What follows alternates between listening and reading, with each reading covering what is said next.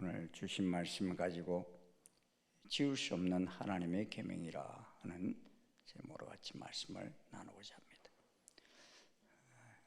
전라남도 영호마을에 있었던 한 실화입니다. 한 아버지가 팔남이녀의 자녀를 두고 있었는데 이 아버지는 꽤 잘 사는 그런 부자였어요. 그런데 그 아들 가운데 이 넷째 아들이 그만 문둥병이 걸렸어요. 문둥병이 걸렸는데 집안이 발칵 뒤집어졌죠. 하는 수 없이 그 아버지는 그 문둥병이 걸린 아들과 함께 물에 빠져 죽어야겠다 이런 생각을 가지고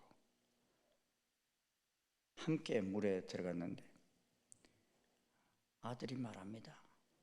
아버지, 죽을 놈은 전데 왜 아버지가 죽으시려 합니까? 아버지에게는 집에 어머니가 기다리고 계시고 여러 형제들을 기다리고 있지 않습니까? 아버지 죽지 마십시오. 저만 죽을 테는 아버지는 죽지 마십시오. 그렇게 간곡하게 말리는 바람에 그 아버지는 죽지 못하고 아들을 소록도로 보냈습니다. 집에 돌아온 아버지는 그 후에 출가한 자식들에게 많은 재산을 다 나눠주고 아내와 함께 살았습니다. 그런데 아내도 나이가 들어 죽는 바람에 호래비가 되었기에 자식들 집을 이 집 저 집 전전하면서 한 달, 두 달 옮겨 다니면서 살게 됐어요. 그런데 어느 한 집도 그 아버지를 반기는 자식이 없어서 이렇게 사나니 마지막으로 고향 땅에 가서 죽기로 결심을 합니다. 죽기로 결정하고 나니까 40년 전에 버린 아들이 생각이 났어요.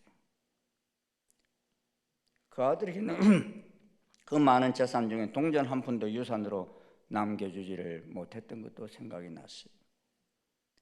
그래서 그 아들에게 너무 죄를 많이 지었다는 생각 때문에 아들에게 용서를 빌고 죽어야겠다 이렇게 생각을 하고서는 아들을 수소문을 했어요. 그랬더니 아들은 이제 문둥병이 음성으로 변해서 문둥병자촌인 영호마을에 산다는 것을 알게 되었어요. 그는 실로 40년 만에 부끄러움을 무릅쓰고 그 아들 집 문을 두드렸습니다.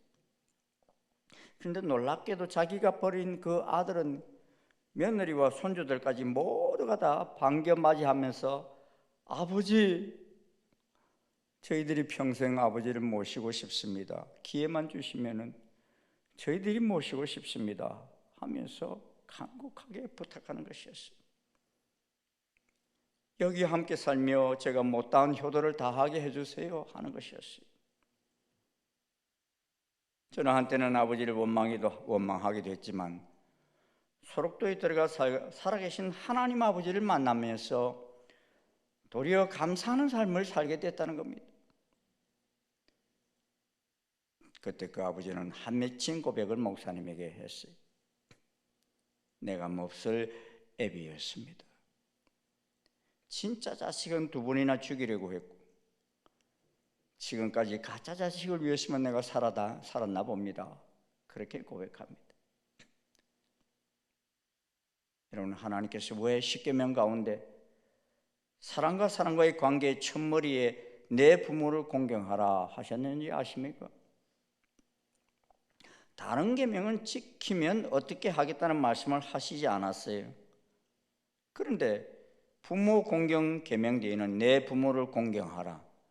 그리하면 너의 하나님 나 여호와가 내게 준 땅에서 내 생명이 길리라 말씀하십니다. 이 약속입니다, 여러분. 왜 이런 약속을 주셨겠어요? 사람들이 그만큼 지키기 힘들다는 거예요.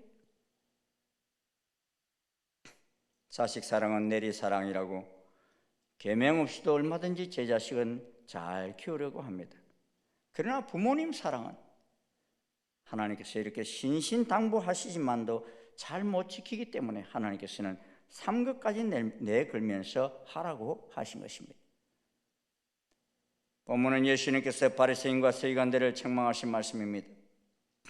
그들은 예수님의 제자들이 떡 먹을 때 손을 씻지 않고 먹었다고 장로들의 유전을 범했다고 헐뜯었습니다. 그러자 예수님은 너희는 어찌하여 너희 유전으로 하나님의 계명을 범하느냐라고 물었습니다.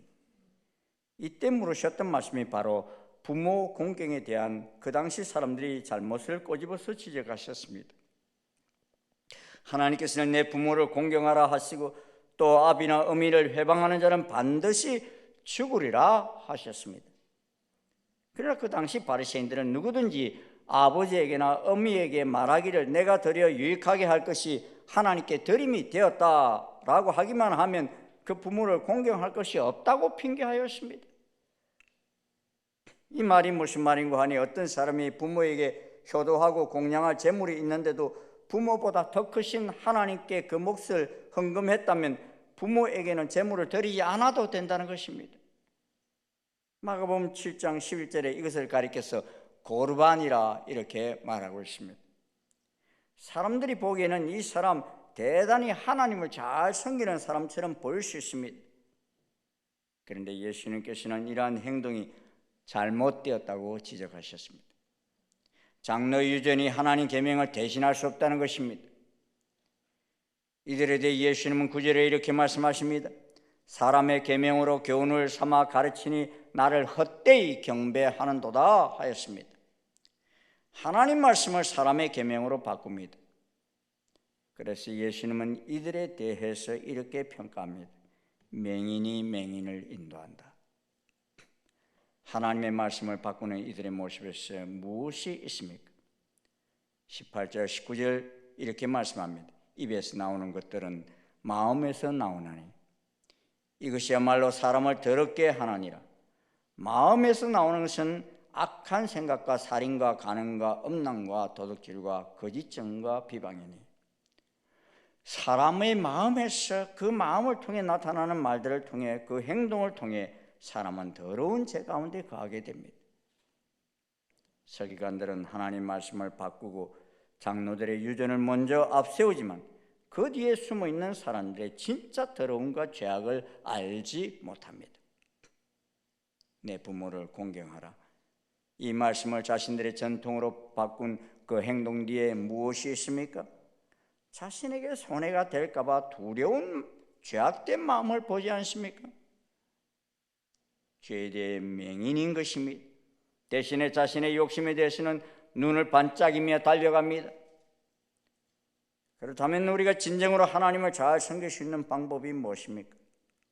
부모님을 공경해야만 하나님을 잘 섬기는 것이라는 것입니다. 다른 어떤 풍습이나 시대적 습관이나 전통이나 교리로서도 이 하나님의 계명을 폐할 수 없습니다. 그런데도 오늘날 사람들이 점점 부모 공경하기를 게을리하는 이유가 무엇입니까? 많은 사람들이 하나님의 계명보다는 시대적 흐름을 따릅니다. 다가오는 세계 변혁의 저자 런드버그는 가족이 완전히 소멸하기 직전에 있다 그랬어요. 현대는 과거에 비해 부모의 역할이 점점 약화되고 있습니다. 옛날에는 삶의 모든 지혜와 기술을 거의 부모님에게서 배웠습니다. 부모님이 삶의 스승이었습니다. 그러나 오늘날에는 그렇지가 않다는 것입니다. 학교에서, 학원에서, 사회에서 스스로 지식을 터득해 갑니다. 급변하는 사회 모든 분야에서 부모는 오히려 더 뒤떨어지고 무지하기 십상입니다. 그러한 부모가 자식이 보기에는 무능해 보입니다. 아무런 도움이 안 되는 것처럼 여겨집니다. 이런 사회 구조 속에서 자녀들은 일찍부터 부모를 공경하는 마음을 배우지 못하고 살아갑니다. 부모로부터 들으려고 하지 않습니다.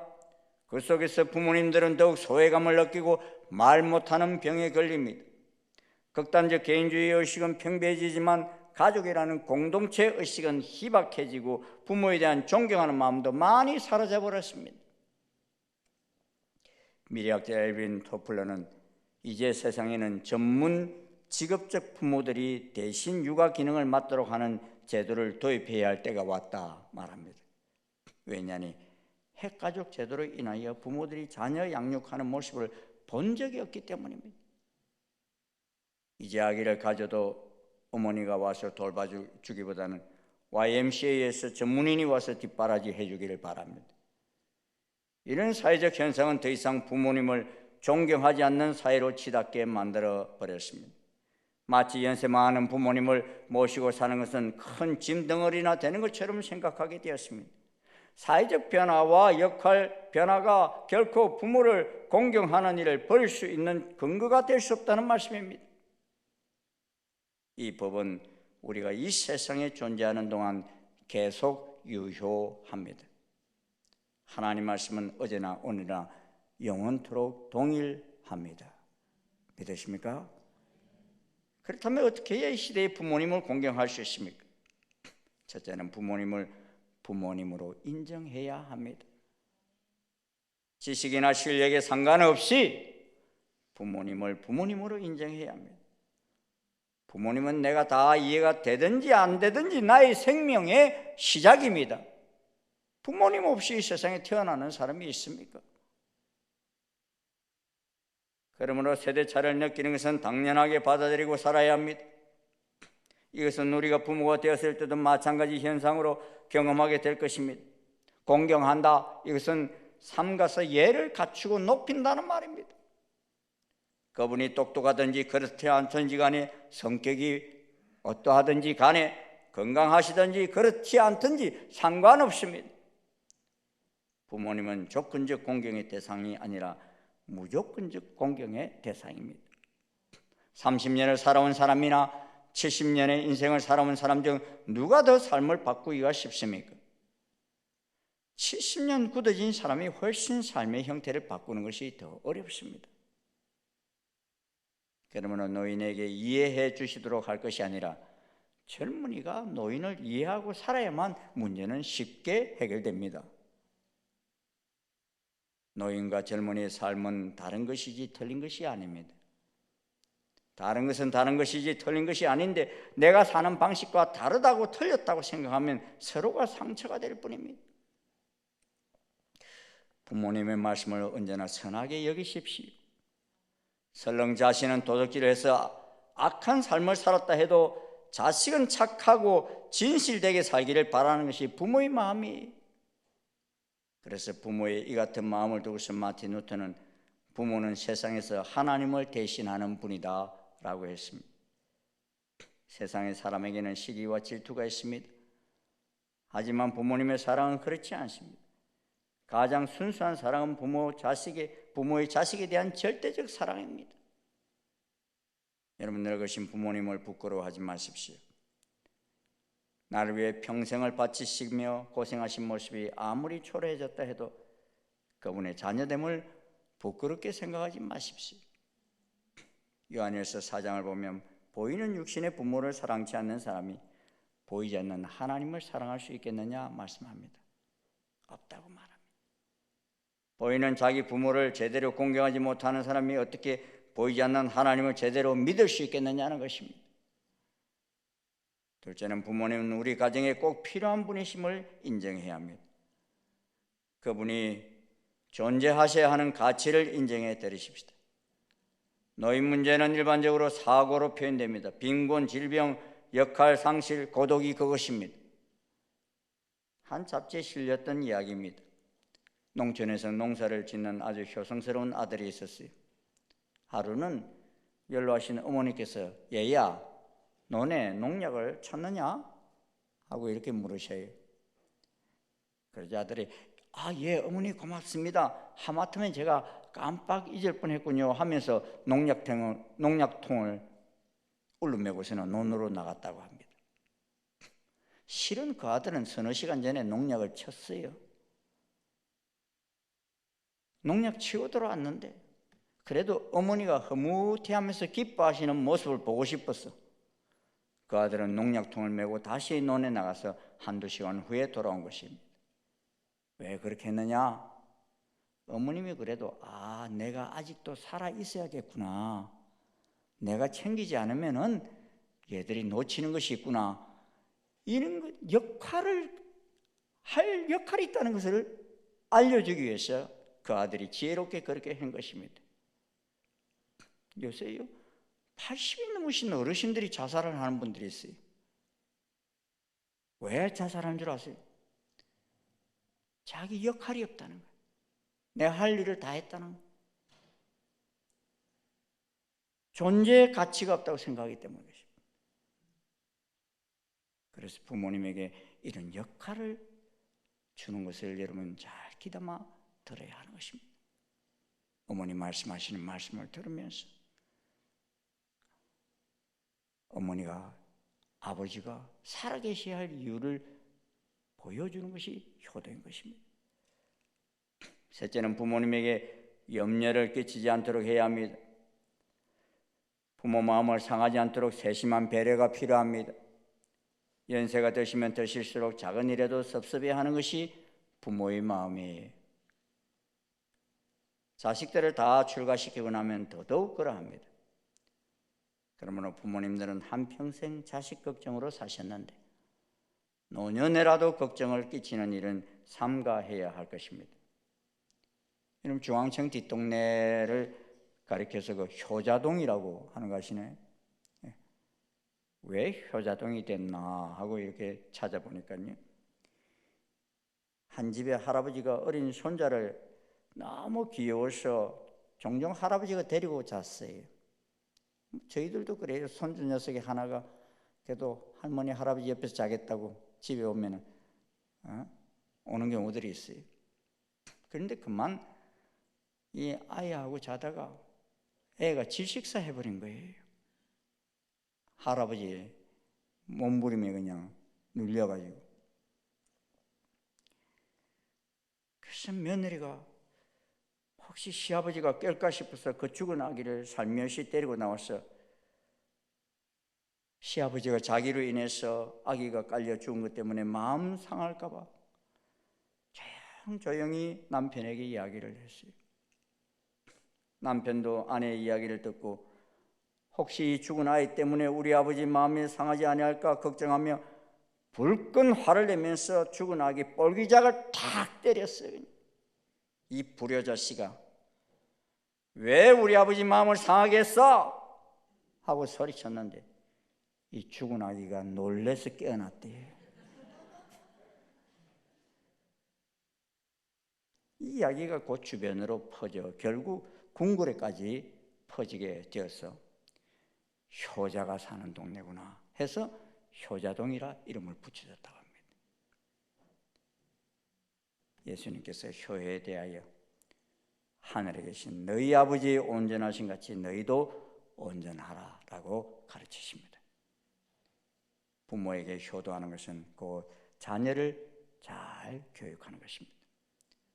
부모의 마음을 섭섭하게 해드리면서 자녀를 잘 가르쳐 보겠다는 것은 부질없는 망상입니다.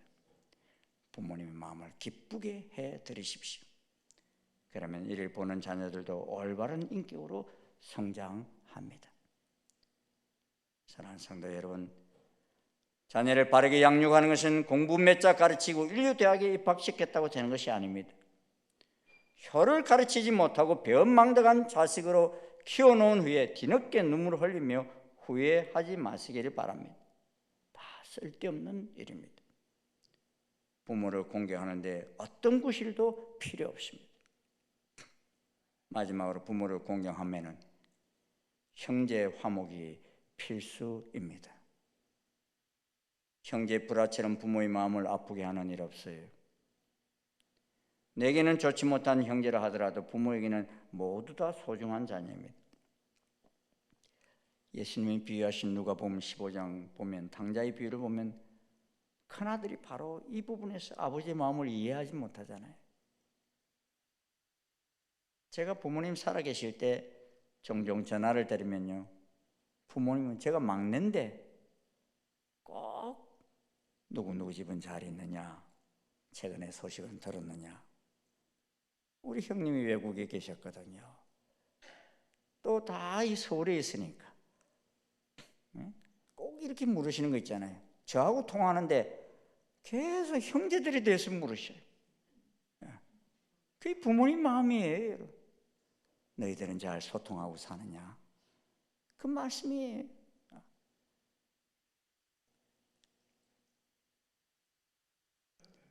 여러분의 자녀들이 부모의 말을 잘 듣지 않습니까? 곰곰이 생각해 보십시오. 성경은 심은 대로 거둔다 그랬어요. 고래장이 유행할 때 아이가 지게를 만들기에 너 그걸 왜 만드니? 그러니까 나도 아버지처럼 얼마 있으면 아버지를 지어다가 산에다가 데려놓으려고 만듭니다. 그랬다지 않습니까?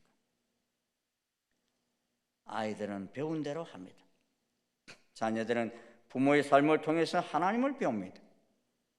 부모님을 공경하는 것은 시대의 흐름으로 지울 수 없습니다.